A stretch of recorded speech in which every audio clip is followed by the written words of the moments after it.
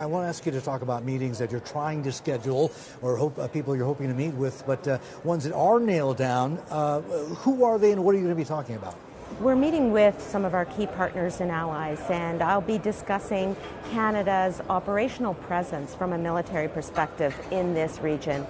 For example, under Operation Neon, we enforce UN sanctions against North Korea. Under Operation Projection, we collaborate with our partners on RIMPAC as well as other naval exercises, and we will be involved in those in the coming weeks. Yes, sir. I'm glad you brought up Operation Neon because this is a United Nations sanctioned mission, right? It's basically a lot of maritime patrol and sanctions busting, looking out for ships that are carrying material going in and out of North Korea that maybe they shouldn't be doing or they shouldn't even be there. And related to that, a couple of days ago there was a pretty dangerous incident involving one of your aircraft and one of Australia's as well, where Chinese fighters intercepted them, forced them to veer off course. And this is not an isolated event. By my count, since probably December, there have been 60 of these sorts of incidents. A dozen of them have been pretty darn serious. You're probably going to want to be meeting with the Chinese on this.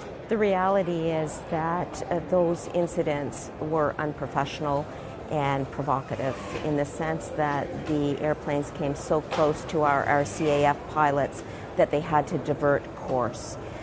Our pilots were enforcing UN sanctions against North Korea, and we will deal with this through diplomatic channels, but the reality is that the safety and security of our RCAF is of utmost concern to Canada, especially on this UN mission. For the record, they were nowhere near Chinese airspace, were they?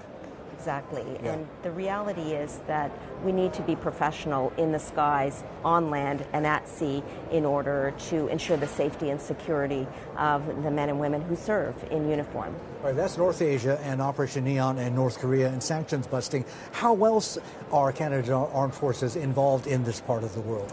Well, as I mentioned, under Operation Projection, it's naval exercises and collaboration with our partners and allies in this region. In the next few weeks, we'll be participating in RIMPAC.